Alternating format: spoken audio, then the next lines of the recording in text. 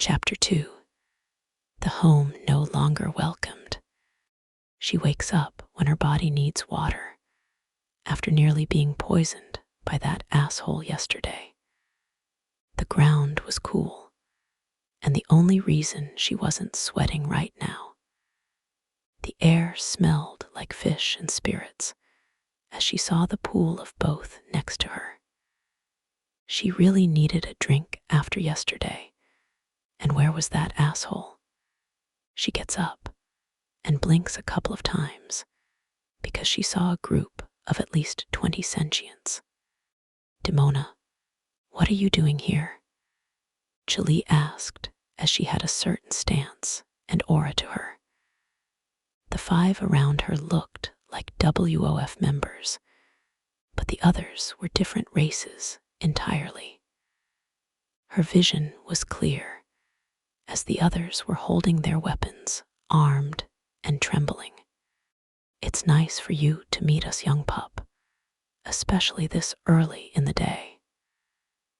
She heard Moore say, as she turned her aching body to see him sitting just fine on the ledge. Makes sense. Moore was never big on the demon drink, loving the taste of teas and the sound of nature. He sips his tea like a gentleman, which would be odd orc behavior if she didn't know. I love it when warriors come out to greet us. Friendly sparring is how the clan grows. Tulee said as he walked by the group of 20. The WOF sister didn't have a problem with him, as Demona took decades to train them to tolerate these orcs, but the extras lifted their blades in alarm. "Strange to see you having men around Demona. Are other sentients food?" Gardner asked the question, making the guest shiver from his proposal. He wasn't threatened by the small group, choosing to stay lying down. Demona shakes her head as she walks to Moore with a pep in her step. "Stay back from the beast. They eat sentients for kicks. I'm warning you, orc. Don't do anything funny." "What are you doing, wall leader?" "Those things are dangerous," the other sentients said, making the WOF roll their eyes. Moore ponders as he scratches his chin, covering his robe as he takes a loud sip. Are these men from Mellow Ground and the refugee camp? Moore asked Demona a question, as the latter sighs and nods. These fools were sent by their leaders to come and retrieve a being of interest. I insisted that I could come alone, but they said that I couldn't be trusted with my ties to you. Demona said as she gave the men a look, making them snarl from her nerves. Tulee looks around to see just the orcs and her, so they were looking for the hunter as her guest. One of the WOF members walked towards her. Her name was Blair, one of Demona's hands. "You look awful, Tulee. Need water?" Winnie asked her, as she nodded consecutively. Winnie reached for her canteen, passing it to a dehydrated Tulee. Tulee tilts the cool and refreshing water into her mouth, drinking her fill and smacking her lips with relief. "What do these meat sacks want with one of our warriors?" Tulee said as he got his scary orc face out, his scar really adding to the unhinged feel. The Panrius with the halberd aims the blade at Tule's throat as the orc laughs and breaks it like a twig. The men back away from the slouched orc, as he was known to be the more violent brother. The hunter told us that he rescued a little girl from a rogue bite. There is no need for a trial. Moore said with the calmest expression, as he isn't aware of the way sentients work. Demona sighed as the males were snarling at his claim. Actually, this matter involves you three as well, and your whole clan. Demona said so she could keep the peace with the other factions. The brothers looked at each other, confused, as they hadn't eaten any sentience recently. Demona had a pain in her sharp gaze, like she was being strong-armed into doing this. More respects the women of the mountain's worth, so he reluctantly agrees. Okay, we will go. More nods as he raises from his stump, dumping his tea into the dirt. The rest were getting ready to leave as Gardner started to get up. He notices a bump under his belly as he picks it out with his hand. Sure enough, it was the hunter, snoring as the bottle still affected him. Tulee snarls at him, hating his stupid face and his stupid dimples. Excuse me, Demona. Guild leader Maggie told us that Mr. Footpaw would like us to take these criminals in chains. One of the mellow ground centelopes asked her, having Tulee turn hostile. Criminals, can I hear you again, Snack? Tulee said as she walked at him, being a foot taller than him. The males had confidence that they could take on Tulee, slowly surrounding her. Are you men mad? She is the Orc's daughter, for crying out loud. We want them to come peacefully. Did you get that? Demona rushes to the centelope, grabbing his collar and lifting him up. The men took another gander, as the Orcs had intent to kill if they touched Tulee. The centelope waves the others to calm down as he turns to Demona once more. We can skip the Orc and the girl, but Maggie said that the hunter must be brought back in chains. The centelope messenger said as he was timid in his response. Gardner looks at the hunter and drops him on the floor, waking him up. Ah, what the fuck was that for? Calconus said as he ran his head from the migraine and the drop. He turns to the group of new visitors as he focuses on the chains waiting for him. He sighed as he turned away from their gaze as the mellow ground Panrius said his orders.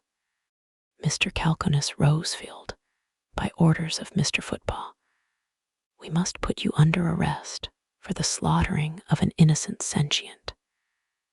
The Panrius said as they closed in to put his chains on. Tulee liked the sight. At least he was being treated like the criminal he is. She then saw the glint in his eye, the one that he showed her when he was acting crazy. Oh, Mr. Footpaw, can you tell me what jurisdiction he has? Calconus asked with sarcasm, making Demona hide her smirk. Tulee rubs her forehead in annoyance with his antics. Me mellow ground, sir. The Panrius didn't know how to answer. Oh, you mean the ruins that only the suborn preside over? Calconus said as he rolled his neck, making the mellow ground residents angry. You are coming with us, whether you like it or not. The Panrius snaps as he rushes at Calconus with the chains. I assure you, goat man, if you touch me with those rusty cuffs, I'll skin you alive. Calconus's demeanor changed as the group felt his killer aura. Tulee gulps in fear as she felt this aura before, on that certain day. The Panrius gulps as the hunter looks at his pelt, then looks into his eyes. Looks like our hunter doesn't favor cuffs. What's your next move? More tells the mellow ground men of arms as they look at Demona. She sighs, then walks towards her girls. Ladies, can I get a pair of clean chains for our hunter? Demona asked, and the WOF sisters obeyed.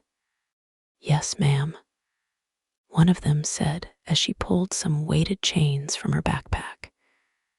She grabbed them and walked towards Calconus with a pained look. I am sorry for doing this. These men are too proud to let things go, Demona said as Calconus let her bind his legs. I am sorry for making you look bad, ma'am, Calconus replied, making the Lyconian shake her head. It doesn't look good for you or the others, so be prepared for the second worst, Demona said to Calconus, yet it was directed to the rest of them. As she mentions the second worst, C means that they would leave their lives, yet the emphasis is on leave. Demona now clicks the cuffs on, making sure that they were loose. What did we do, Demona? We were helping with the ghoul population, Moore asked, not knowing why the mellow ground refugees are targeting their whole crew. The actions of comfortable fools, Demona said as she clicked the collar, making sure 2 fingers could fit.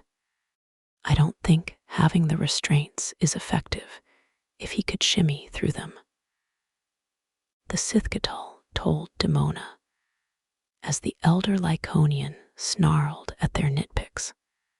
I was only told that the hunter must be brought back with chains, and that is what I'm doing. Demona uses their words against them, making the group continue to glare at her. Tulee wags her tail to see the restraints around him as he notices her smile. You look good in chains. Maybe you should have them on forever, Tulee said with a jest tone, making Calconus look at her with indifference. He then smiles as the WOF members reluctantly have to bring him back to the wall. If I stay in these chains, how am I supposed to make you moan like I did last night? Under the sweet moonlight and the spirits that made us join together, Calconus said, acting like a romantic figure in Juno's novels. The WOF sisters and Demona all blush from the hunter's declaration, looking at Tulee like she's scandalous.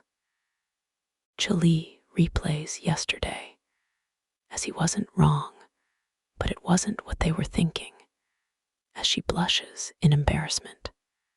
Don't be filling these girls with ideas, you mongrel, Tulee said as she steps forward and snarls in his face.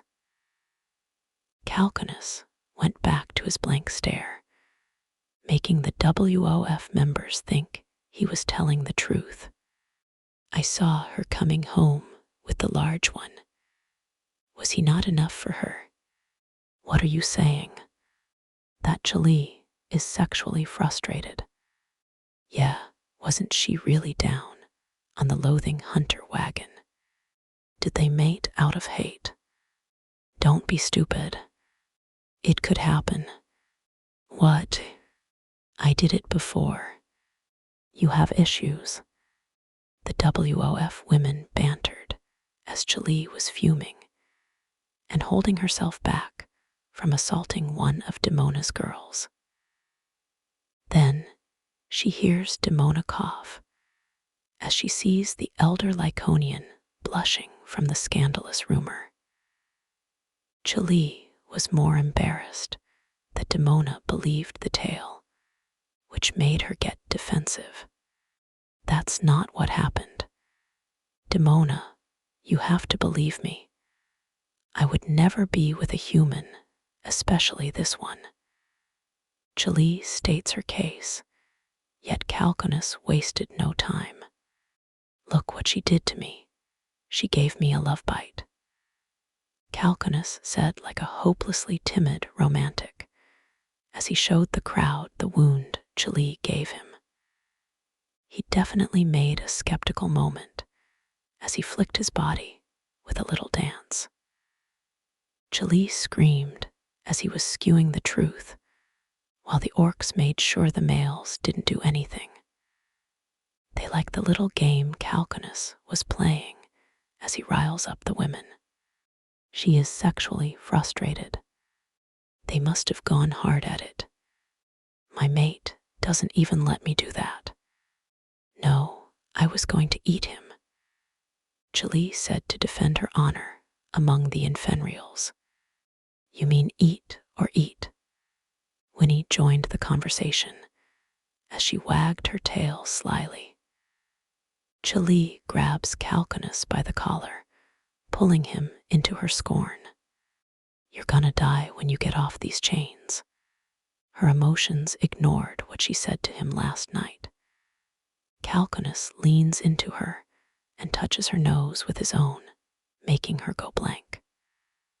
The WOF women produced a high-pitched screech as they found this pairing to be deliciously taboo. In canine culture, when mates gave each other a boop, it was a tamer way to kiss. Calconus isn't a canine, so this action meant nothing to him, but it did to her and every other canine. "Come on, girls. They can flirt later. We need to head back to the wall." Demona was losing patience, making all the WOF sisters droop their ears and complain. Demona passes Tulee slowly, giving her a wink to show that she approves. The wink made her tremble, as one of the Lyconians that she respects misread the situation, more than likely never letting it go. She falls to the floor, defeated by the hunter's game, whimpering as they take him to the wall. The orcs followed, as the trial was going to commence when they arrived. Scene. The crowd all circle the arrivals, as Demona leads the hunter in chains, and the orcs follow. Some of the residents gasped as the large orc entered the wall. The guards weren't doing their jobs, they said. They were always welcomed into the walls. The younger infenrials still shivered, but Demona's words were law, or at least they were. Tulee felt like a stranger in the walls she was always welcomed in, with the angry gazes of those who didn't belong. She saw her friends, watching the sight with concern. Lynn snarls like a feral dog. Juno covers her gasp as her ears droop, Bullwag in a nervous sweat. Ramai is trembling, and Goodboy averted his eyes with a strain. Former Sergeant Tarball salutes her 5 men, 2 at arms with their infenrial mates. In the commons, there were 3 figures one was known, but the other 2 were a mystery. Maggie was the Boltaris that used to run the Mellow Ground Guildhall before the knights razed it to the ground. One of them is an infenrial wearing patched-up rags. Maybe she represents the survivors of the refugee camp. A male infenrial walks towards Demona with a snarl, having a lot of guts to charge a Lyconian. "I think I remember telling you and your females to bring all these savages in chains, Demona." The well-dressed male yelled at Demona, as she only looked down at the weak little male. He jolts in fear, as Demona's aura could be sensed. WOF sisters chuckle as the high-end males knew their place, as the wall of fangs belongs to her. "I brought the 4 problems to this idiotic assembly as you two outsiders wished. How about you start when they are tamed, Mr. Footpaw? Demona said, with a quiet yet menacing tone. Mr. Footpaw snarls at the Lyconian, yet walks back to the assembly without another word. Demona walks the hunter to the center as the Orcs stood beside him. Gardner had to duck into the bridge, making the entrance chunk as the stone was met with an unstoppable force. Gardner sees a large opening at the corner of the wall, choosing it as his seat while he hums. Tulee goes to the Misfits, waving at Goodboy and ignoring Bullwag and Ramai, making them sad. She goes around Lynn, hugging the small centalope as she uses her head to rest her chin. Tulee locks eyes with Juno, giving her a nod to validate her presence. Juno waves at her too, appreciating that she was at least noticed. What's going on, Tulee S? The hunter, I understand, but why are the brothers here? Lynn asked Tulee, looking up at the Lyconian like a small crochet doll. The crew looks towards Tulee to fill in the gaps, yet she only has a hunch rather than solid proof. I think the human was the final breaking point for the refugees. Now they are using the incident for their own goals.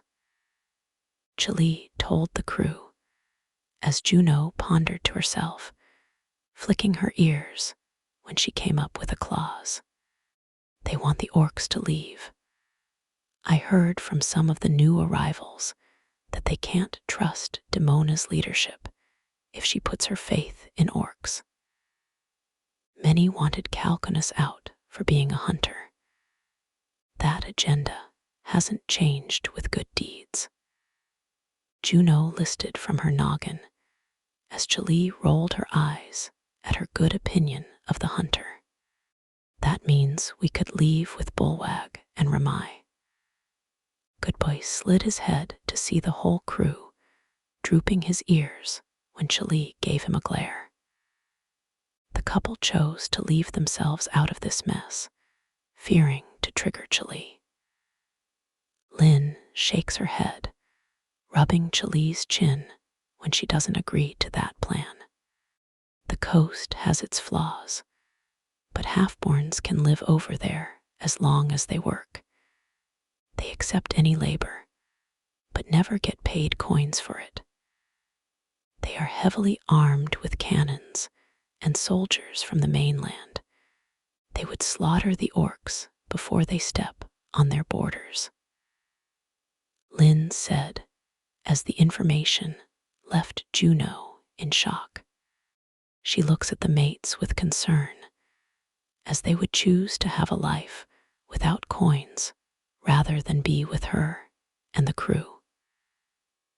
That would mean that they had to be farther apart, maybe head deeper to the south. This neck of the woods had been very peaceful compared to her tomes. As the triangle gets more dangerous, the closer you go to the center. All of the sentient S, give us your ears as the trial has begun. Maggie yelled to the crowd as the 4 leaders lined up, facing the hunter and Orc S. The crowd listens, silencing themselves as the assembly starts. Calconus Rosefield, all of us have gathered here today to discuss the clause of yesterday evening. Mr. Footpaw leads the council, with Demona and Maggie really not wanting to be there.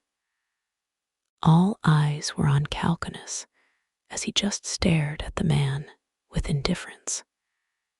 He wasn't going to answer for his crimes, so Mr. Footpaw continued his speech. No words.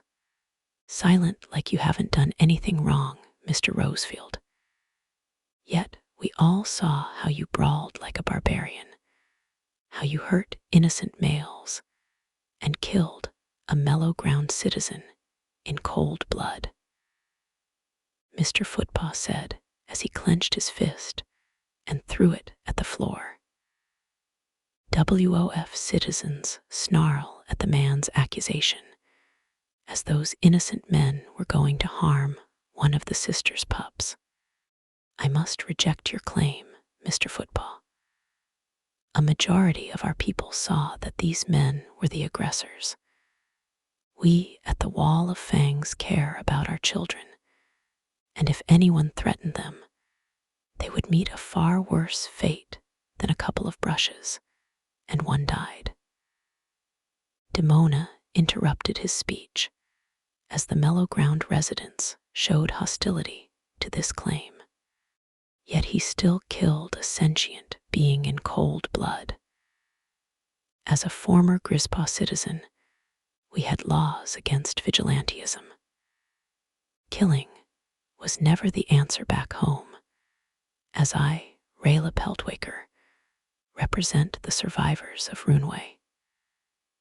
The young adult in Fenriel announced to the council, as her people didn't have any strong figures left to represent them. You are far away from home, Miss Peltwaker. We don't have a police force to solve our problems. Maggie turned her head to the small in Fenriel, which made the women scoff. That is no excuse for having a man die in the street. My people are still traumatized by the incident. After the ghouls cut our numbers by 70%, safety is the one thing we must have. Our workers will not help your community prosper if they remain freemen. Peltwaker points her finger at the hunter as a chunk of citizens cheered for her speech. You shut your bitch mouth, Calconus said, directed at Miss Peltwaker, shocking the crowd. The orcs laugh at the hunter's speech, as it was short and simple, very in line with orcish politics. Lynn found it amusing, as the rest of the crew only shook their heads at the hunter. Tarball rubs his forehead from his hostile remark, yet Demona smiles as she holds back laughter. Peltwaker snarls at the hunter as she uses his words against him. See what I mean, people? He is in court, yet he would yell threats and mock our way of life. Peltwaker rallies her people, only to hear the hunter's retort. Like Maggie said, you're not back home, little in Fenriel. The Triangle is a lawless land, filled with monsters, the supernatural, and sentients that would rather amuse themselves with you hide than talk things out. Calconus said with a firm tone, making the Infenriel droop her ears. You are on trial, Mr. Rosefield. Have respect for authority. Mr. Footpaw yelled as he shook his finger, silencing more as he walked by Calconus.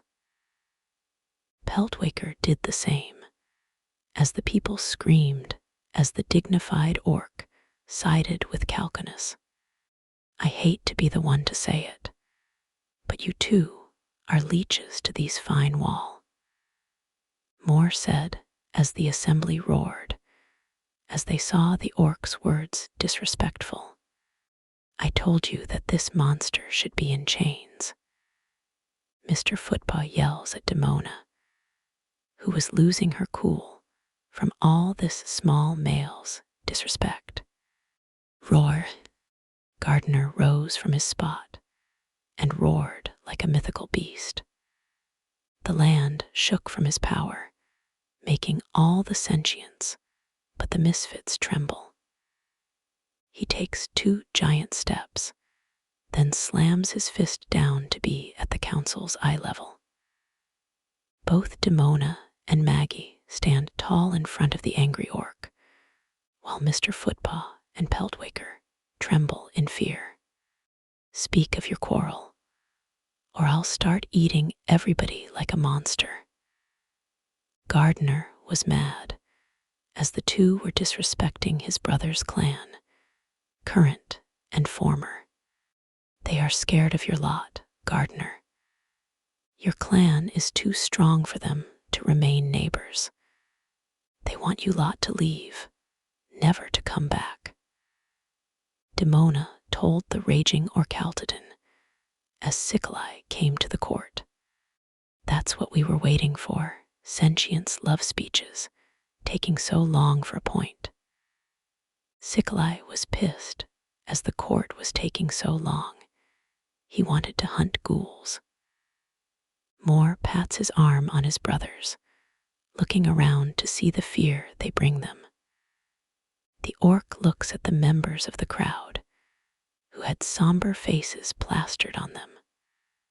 Moore sighs and looks to the council, preparing his speech. We have been guarding these lands for over 20 years, long enough for the young to forget the horrors the Triangle has. We knew that the sentients still had hostility toward our birth, but I thought we had a mutual understanding. I see that you sentients have gotten too soft from the peace our hunger brought you, making you confident that if we leave, you can grow. All I ask is that you would keep our members that choose your side. My brothers and the hunter will leave for new hunting grounds, leaving you to fend off the monsters we ate. Demona's walls will stay strong. I wonder if you can as well. Moore turns and leaves the castle, having his brothers look at him with awe. This was why the Moore clan was called after him, because Gardner appreciated how his brother thought. Sickli smiled at the inner cruelty he heard in his brother's speech, hiding the fact that he knew some of them would die without them. The brothers followed their brother out of the castle, having the Misfits needing a discussion. Scene: the Misfits sat around the table at the local restaurant of the castle, which was a room carved into the stone. It was closed to WOF members only, meaning the Misfits were allowed in the seats that sprawled around. Tulee, Lynn, Juno, Bullwag, Ramai, and Goodboy sat at a table, with the atmosphere being tense as the hostile gazes looked at them through the window. The hunter sat at the bar's counter, not far from the group's discussion. No matter if we have a spot on these walls, these people look like they're going to slit our throats in our sleep. Lynn comments as she eyeballs the roaring crowd, as Demona and Tarball sit in a booth near the door. The dining sisters kept their swords and claws ready, as a riot could start at any minute. They already knew what path they would take. The only factor was Juno. She droops her ears as she looks down on her terror bird's fried steak and veggies, feeling like a chain for the crew. You could come with us, Juno. You'll be close to the fleet of ships, having access to Alana. Ramai told Juno as she hugged Bullwag's arm, making Tulee blankly stare at them both. Bullwag stood quiet, as he was nervous from making the Lyconian explode, the same as usual. Goodboy was offering to rub Tulee's shoulder, but retreats as she snarls at him. I can't, no matter what. I have to find a way to make lots of money. That's why I'm here, to pay off my debt so I can continue my studies in Alana. Juno told her, as she remembers those elves' laughter as she clenches her fist. She has been sending money through the old Rhea. He's crude, but he always returns with letters from her parents. Yet, heading deeper into the triangle wasn't what she wanted to do, as only the strongest would survive. "It's fine, Juno. Tulee and I got your back. And I'm sure Gloomy over there would make sure you're safe," Lynn assures her, while she points at the hunter, as he was drinking moonberry wine straight from the bottle. She blinks as she thought that he didn't have money, but shrugs it off. Juno looks at the hunter with drooped ears, as she felt a little awkward after she told him to leave in a rude tone. "Should we go west? It's usually safer that way," Goodboy said as he looked around the crew for like-minded individuals. Juno shakes her head as the ghouls were coming from the west. Goodboy droops his ears and lays his head on the table, not knowing what to do. "How about east?" Juno asked, making Lynn shake her head as well. "The east has nothing but mountain formations. We would be ambushed by trolls and raiders every couple of hours," Lynn said, as she speaks from experience, as the east is where they found the pup Tulee. "It's a bandit paradise, where only the strong survive and the weak get eaten by monsters, not so different from the south. Yet many sentients call it home, especially the slavers, gourmets, and sentient eaters alike.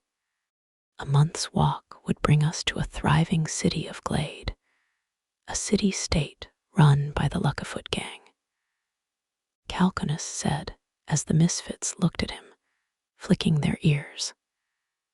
Lynn ponders his decision, finding that course of action doable. The Luckafoot gang was a group of Centelope gangsters that had a large following in the north center of the triangle. They did dealings and extortion, but it was near a soothsayer monastery, and wounds would be easier to heal next to one. "Not a bad idea, Gloomy. Having a soothsayer neutral ground would benefit the lot of us. Nobody could judge a sentient, half-born, or chimera," Lynn said as she looked at the hunter, who was smacking his lips with the final drop, sighing as he had no more money. The bartender slides him a fresh bottle as she points to Tarball and Demona, waving at him. He salutes the couple as he bites the cork and drowns himself in its flavor. "To Glade, then," Tulee asked the group, one of her ears pointed up as they nodded. "To Glade," the Misfits cheered, minus Bullwag, Ramai, and the hunter. Scene: the Misfits load up a wagon filled with supplies and valuables as a send-off present for the couple. The hunter loaded the boxes by himself, by the command of Moore. Bullwag and Goodboy were talking about the good memories they made as the women talked to one another. Tulee posted on a tree, avoiding the happy-hearted farewells. She keeps on giving Bullwag glimpses, not having the courage. The boys were laughing, while the three women were just gossiping. She snarled at her cowardice. A simple goodbye would do wonders for their friendship. Friendship, huh? The words still filled her with pain.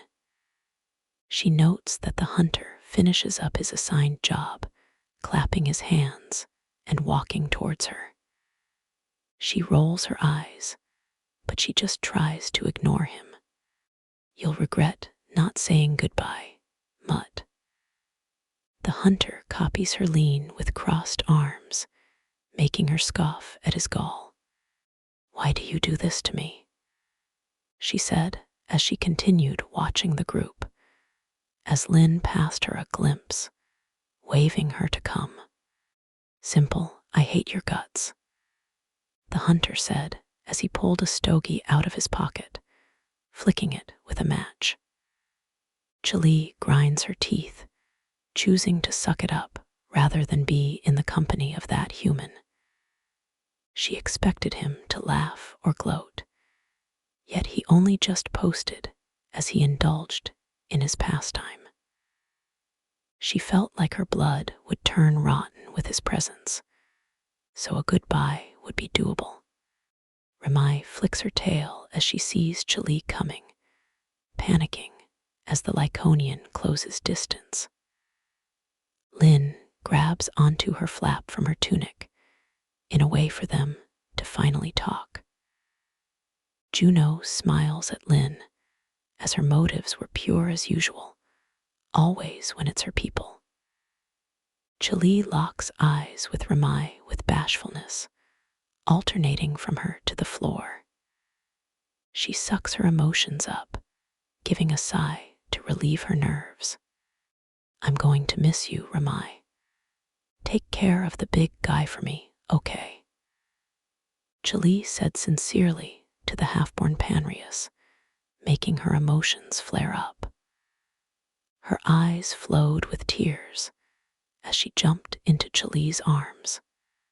Tulee S.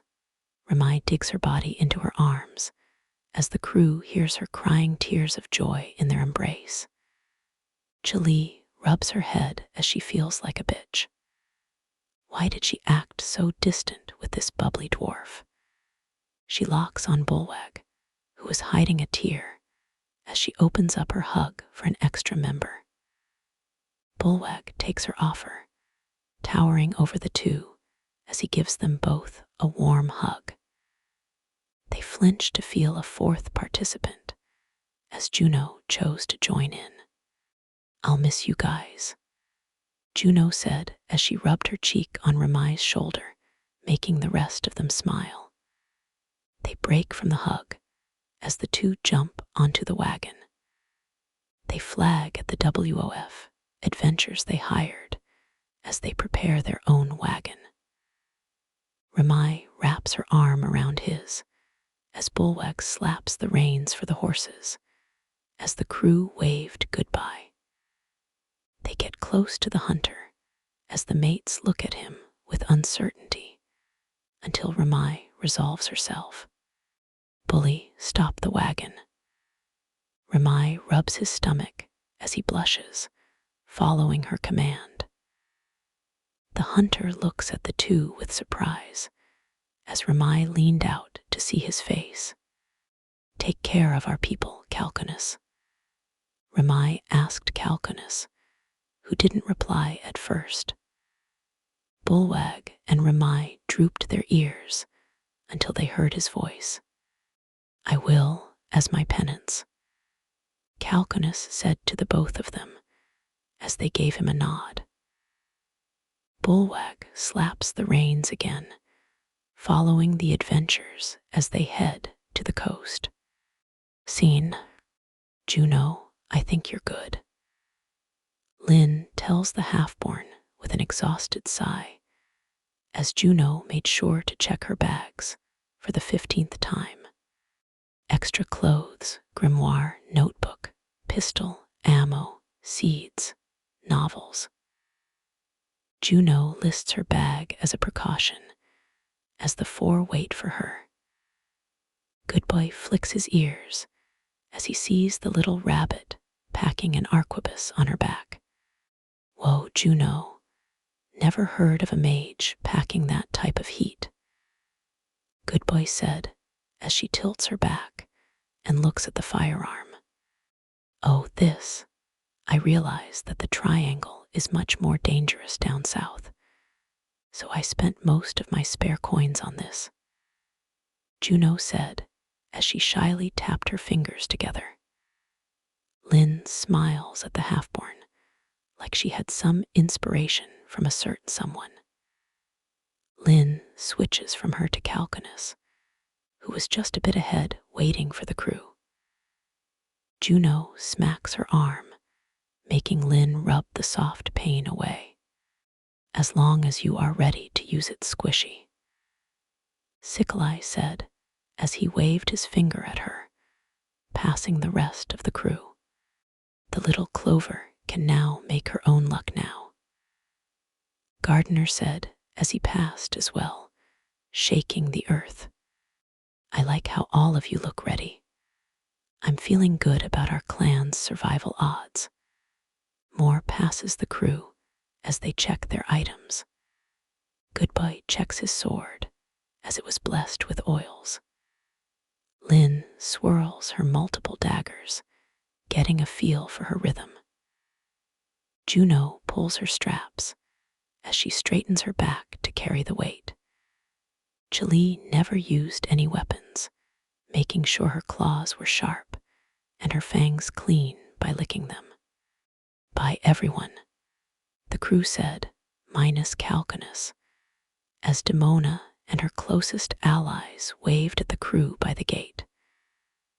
Tarball and her means salute as they tried to hold back the tears. Leslie rushes past the Misfits, directly to her green angel. Thank you for saving Mama, for saving me, and feeding me lots of yummy stuff. The pup said as she gave Calconus a drawing of him posing like a hero. She didn't see his face as the mask covered his features, but she knew that he blushed. He grabbed the drawing, slipping it in his satchel and patting the pup on the head. Be good to you, Mama, Demona, and Tarball. You could bully the males, though, he said as he ruffled her hair, making the girl laugh. Leslie runs back to the wall, ignoring the Misfits altogether. Can see her priorities, Lynn said as the crew laughed, minus Calconus. Lynn gave Tulee a slap on her back and hoped southbound. The Misfits would start their new journey into a land that was unforgiving to the weak. Scene: Juno's journal. The first day traveling to the south was a quiet one, as the girls and I talked and the boys were trying. Goodboy was asking Calconus if he knew where his musket was made, as it looks far more advanced than the crude arquebus I had. He brushes him off, making Goodboy droop his ears until he caves from how persistent he was. He theorizes that it was an otherworlder item, as he went to many smiths that found its design alien. The barrel was too long. Why did it need to have that length? The swirling designs in the barrel were strange, as it was hard to condense the fire if the barrel had gaps. Every smithy told him that it was only a pretty decoration. Yet, I've seen him use it from a range much farther than the regular arquebus, making that day much more viable. He complains about how he always has to save a bullet, as the design was different from the conventional ball to point. It was interesting to hear Cal get passionate about a topic, even if it's about a tool for killing. He's usually very solitary and distant at times, then acts rude, vulgar, or all the above. It's weird how once he puts on the snake mask, how silent he is, and he replies with a human response. Tulee and Cal got into another argument, though this one did become very tense. Lynn had to nudge away an angry Lyconian, which still baffles me how a small centelope had so much influence. Cal just went into the forest to do some gathering for the night, leaving Goodboy and me alone. We just walked in silence, as I realized that I depended on Bullwags and Ramai's company when the others weren't around. Goodboy talked about how he would miss the wall and its many vices, as I assume he meant females. how he was actually an avid gambler, telling me the first and last time the brothers invited him to poker. He picked his battles wisely and struck when they were weak, winning the majority of the money they scavenged in a week.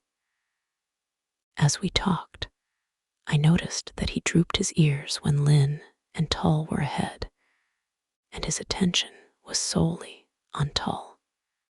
Love is a strange thing, isn't it? Especially all these previous and current hookups that I just heard in a brief couple of days. I wonder when it would be my turn to have a shot of romance, being a centalope. Our kind treasure connections and bonds to healthy and toxic margins. Maybe I'll meet a dashing centalope with raven hair and piercing eyes that melts my heart. One that fights for justice, a mage that I can bounce ideas off of, one that I could call my own. Scene. The night came from the other side of the continent, as the Misfits slumbered for the passing evening. Her Lyconian's ears could hear the fear of laughter of the Orcs as they spent the night playing games and mingling. It was cold. The bites of snow fell on her nose, making it wiggle. She was very warm, though, having a centalope on each side, with a golden infenrial's head on her leg. They were covered in their packed blankets, yet their instincts told them to huddle to her. She tries to close her eyes and slumber away, yet an infuriating slurping nose makes her ears flick. The fire remained lit as the moon strayed from the middle, acting like the next day. It helped the ashen half-borns as she moaned, satisfied by the warmth radiating from the campfire. She felt Juno nuzzle on her shoulder as she slid her delicate hands on her shoulder blade. This should have made her slumber, as it was comfortable. Then he slurps. She opens her eyes to see the glow of green from his armor. Actually, the glow of fire made it look golden. She sees the hunter tossing another bit of wood to feed the fire, taking another infuriating slurp. She did feel a little parched. The steam flowing out of his cup whetted her appetite. He wasn't drinking anything alcoholic. It smelled like roasted coffee beans. Her desires outweighed the warmth as she taps Goodboy awake first. The infenrial slaps his lips, wagging his tail when he feels her strong hands on his hair. She wiggled her finger, then she pointed at the two centalopes. It was her way of saying he should take her spot, which the infenrial nodded heavily with excitement.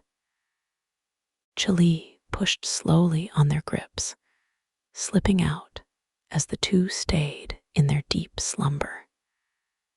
She gracefully climbed out as he filled in, with the two grabbing onto him like he was the Lyconian himself. He pants as he tries to keep his cool, as the two hold on to him nicely. Lynn felt a little disturbed, choosing to ensnare Tulee in her arms. Goodboy found an opportunity, as Juno slid into his arm, and her soft lips were close to his ear. He blushed as he tried to keep his cool, as her hot breath filled his ears with delight. Tulee flips in the air, landing gracefully as she doesn't make a sound, crawling to the hunter. Her intrusive thoughts held deep within her, as the hunter had his back to her.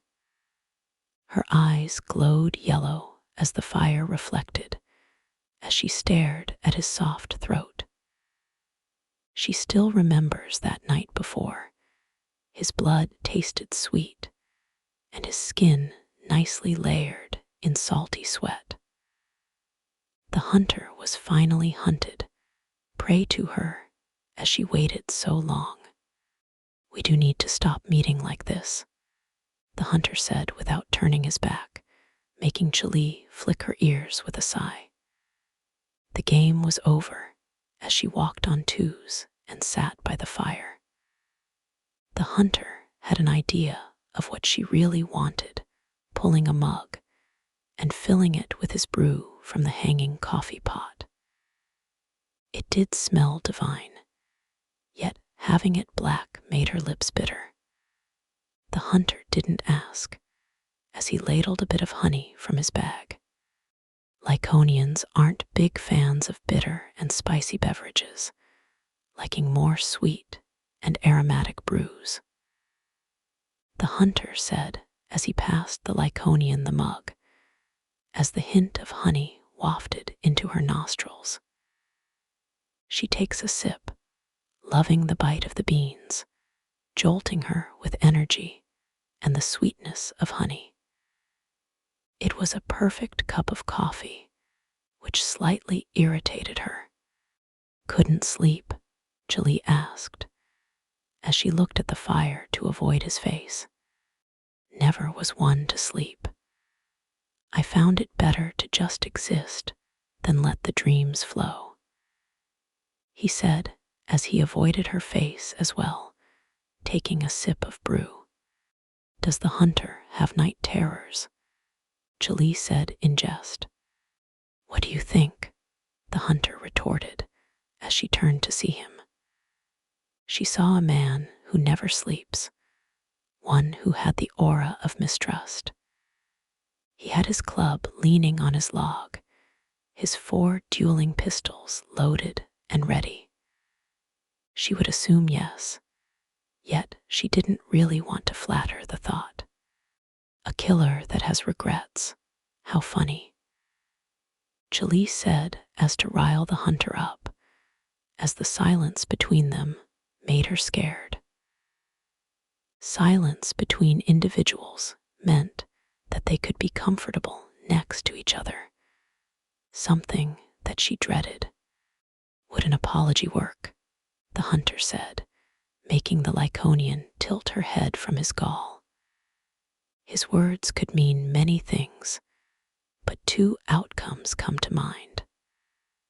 How, when they were younger, he gutted her mother at his master's orders. Was it when he killed 4 of her friends that night in revenge for her doing the same? "Fuck no," she said with hostility as she turned to laughter. "How funny how you could say that after ruining my life.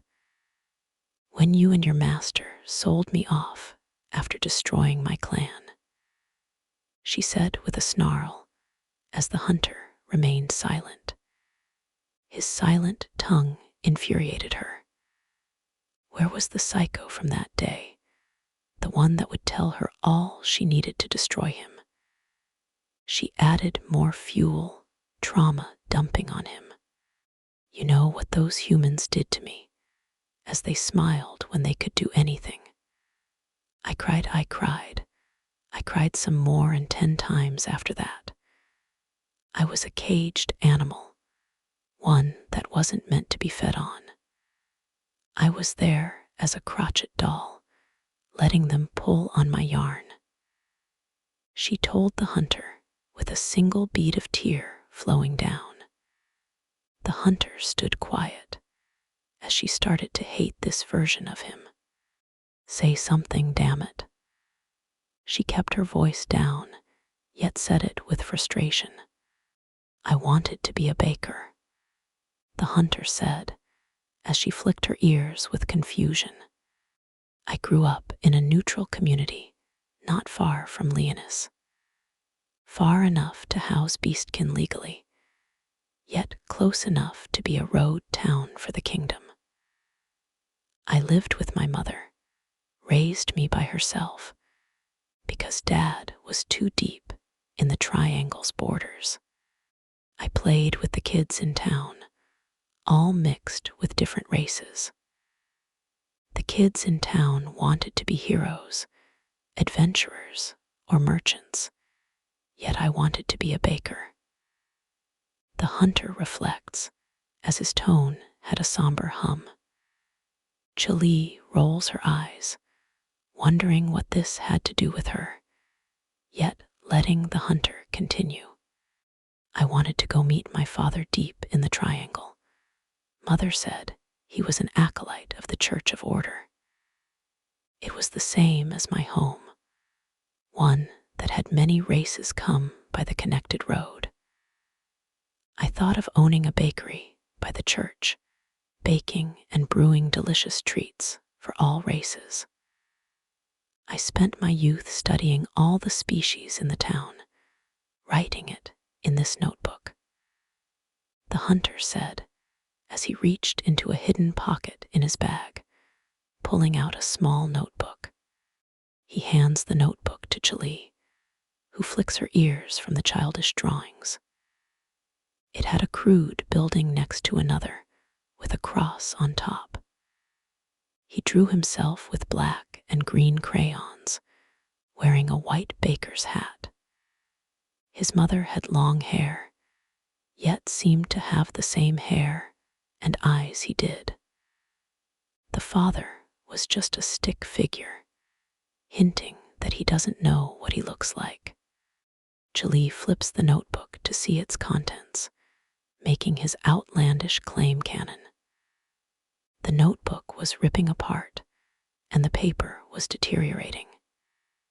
It had pictures drawn, as the species was simplified by their animal ancestry. She stops to see what the Lyconians like, with a hot pepper and a green gourd X out. There were check marks with fish, a chicken leg, berries, and honey. As Tulee looked at the mug she placed on the floor, I was never able to make my dream happen when some purists revealed themselves in the citizenry. All human adults would be slaughtered, and the children would be caged. My beastkin friend dragged me out as my mother was devoured, handing me to the slavers, slamming me into a small cage I barely fit in.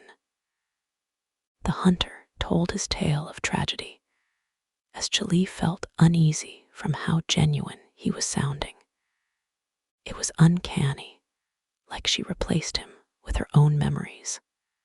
They enjoyed pitting us against each other, making friends bash their friends' heads with clubs. I was the runt. I deserved to die for being weak.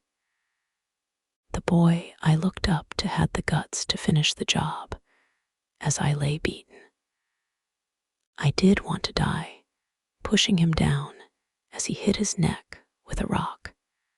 They put me back in a cage, roasting his corpse and feeding it back to the others and myself. I was so hungry. I didn't want to die. I wanted to live. He listened as Tulee watched in silence. They were alike, which made her snarl at the thought. How can I be a baker now, when food tastes like ash in my mouth? Nothing could beat that slap of meat that day, not even the taste of apple pie. He claws his face as he looks to the fire, seeing the slap of meat swirling around as he starves. Tulee starts to breathe heavily as she sees the wounded man before her. It was wrong for her to pity him. That doesn't save him from what he did to her. Her emotions conflicted as she exploded in rage. Ah, Tulee yelled as she tackled the hunter down on the floor, looking at his hollow eyes as they looked back. The centelopes wake, noticing that Goodboy was smiling like a pervert. They both pushed him forward and rose to see Tulee and the hunter on the lit ground. Goodboy snaps out of his trance, quickly turning his pleasure to worry. You don't get to pull that shit. Not after what you did, Tulee said as she broke her facade, as she was still that tiny pup hiding in the laundry basket. Her frustration boiled to tears, wanting the hunter to do something. Yet, he only sees her true nature, a scared pup that never escaped her fears. Tulee, both Lynn and Juno said, as they rose from the ground and surrounded them. Yet they knew that the two were dangerous. They could both lash out at the two of them. Goodboy could only watch, as he didn't know what to do in this situation. The hunter looked at the frightened faces of the crew, then went back to the broken Tulee. Maybe in another timeline, like those otherworlders love to talk about. Maybe I would welcome you four into my bakery, offering you delicious treats, the hunter said with sincerity, which made Tulee scream again. She opens her fangs and lunges at the hunter's neck as he blocks the attack. Tulee, no, Goodboy said. What are you doing, Tall S? Lynn said. No, please don't fight, Juno said. She thrashes her jaws on his armor sleeve, pinning him down with her weighted arm. She tries to claw at his face with her free hand as he fights it at a standstill. The somber look from the hunter vanished, only looking at her with a devilish grin. That's right, Mutt. This is what we're supposed to do, he said with a sinister tone, pushing her back and wrapping his legs around her own. He uses his legs to throw her off, yet she holds onto him like a tick. With their momentum, they rolled down the bushes and branches, coming towards the sound of orcs. They land on flat land as the brothers are playing Old Maid, as the hunter launches Tulee off his body. The nimble Lyconian lands on her fours, ready to brawl with the hunter. Yes, Sickle said. Agreed, Gardner said. What is going on? Moore said, as the three from the top rushed down to warn them. Tulee attacked Calconus, Juno said with adrenaline in her breath. He probably riled her up, Lynn said to defend her sister's honor. Goodboy and the orc just saw that they slowly circled each other, smiling as this was what they needed. The orcs watch as the silent night was going to be loud, but Moore needed to know a bit of information. Young blood Calconus, are you going to slay our Tulee? Moore asked. No, but I am going to hurt her really badly, the hunter told the orc, having him nod while he pondered. Epsilon Tulee, are you going to kill our new investment? Moore asked Tulee. No, but I am going to hurt him really badly, Tulee said with a snarl, almost foaming at the mouth. Moore nods at her answer as well, shrugging at his decision. Carry on, Moore said while waving his hand, ready to see a brawl. Juno and Lynn were shocked by his answer, yet they weren't surprised as he was an orc. Did my story hit close to home? The hunter said as he taunts the feral Lyconian, as he slides off his gauntlets and throws down his musket. He was planning to just use his hands, as Tulee saw this as a great disrespect to her honor as a Lyconian. We are nothing alike, Tulee said as her pelt stood up. The two stand on opposite sides, as the hunter looks down on her with his emerald eyes, she looking at his gaze with her furious yellow. She lets her anger boil, her vengeance taking control with no more rational thought. She stares at the smiling demon she wished for as he stances his body, spreading his legs to firm his stance. Tulee dashes as she was gifted, moving faster than most sentient beings could track. Her raw power was channeled in her stride, building as she launched herself at the hunter with full force. The hunter lets his instincts take the helm, as the split second had her lunging her blunt claws into his chest. He blocks, yet the force was too great, breaking through his arms and sticking at his chest. He lets out some hot spit from the pain, for the blunt damage did all the work. He quickly grabs her arms, trapping her in his grasp. He pulls her in, giving her a strong headbutt on her nose. He drew first blood as a stream of blood flowed. She grits her teeth.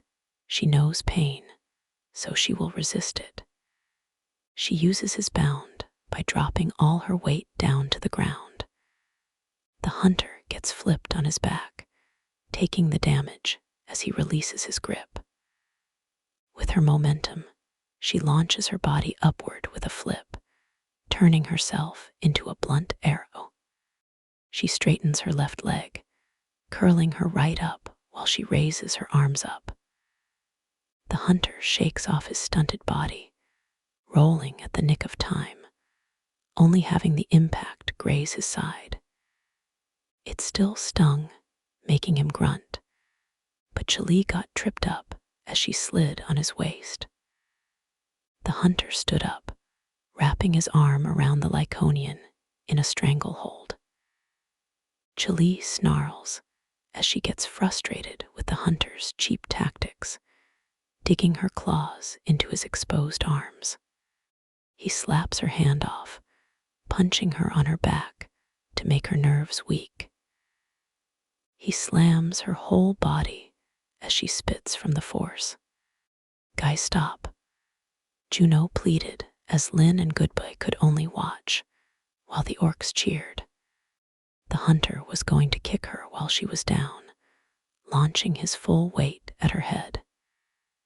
She nimbly dodged his attack, leaving him open for a few seconds. She swirls her body and hugs Hunter's waist, using her powerful legs to bring him back to a tree. He gets slammed as he coughs with a grunt. She brought her fingers in as she wouldn't cut into his face, launching a volley of slaps at his face. Tulee was relentless as the hunter was stumbling from the swift and forceful slaps. He wasn't finished as he ducked and used his legs to power his jab on her jaw. She felt her jaw almost pop as she flew in the air from the attack. Before she crashed, the hunter hugged her, wrapping his body around her like a snake. He tightened his stranglehold as she felt her head getting dizzy. She clawed her hand, lunging it into his leg where the small rings were. He yells out in pain as she bites his arm as he jabs her face. Tulee pushes him away, letting distance build. They were both heavily breathing, swiping the blood from their mouths like a mirror. They were tired and brushed, yet they did share a trait that they would never admit they shared. They were both stubborn. In one final burst, they both rushed at each other until they met. They anchored themselves firmly to their positions as Tulee brings in her claws and the hunter balls his fist. They entered a game where one swipes a massive blow and the other returns it. Each blow was violent and savage, with each blow making them spit. They started to show brushes.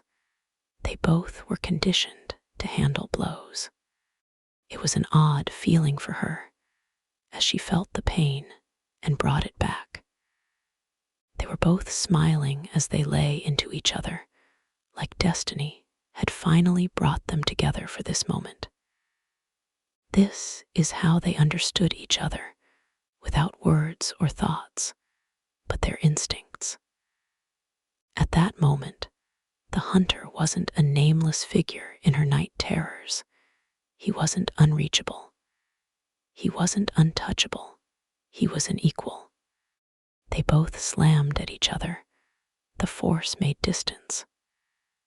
She smiled at him as his once pretty face was layered in bruises. He smiled as he got to finally unlock the beast within her. Like that was what he truly wanted. No more, Juno cried to them as she started her words of power. She stopped as Lynn rested her hand on her shoulder in a way to say, "Let them fight." The two launched their last attack, mirroring one another as the moonlight gave them a spotlight. They both get each other on the side of their heads as the night faded to darkness for both of them. That was great, Tulee heard as she blacks out from the final blow. Yet there was one word that slipped in before it was night out. Agreed, Gardner said with glee. Night out. Agreed, Gardner said with glee.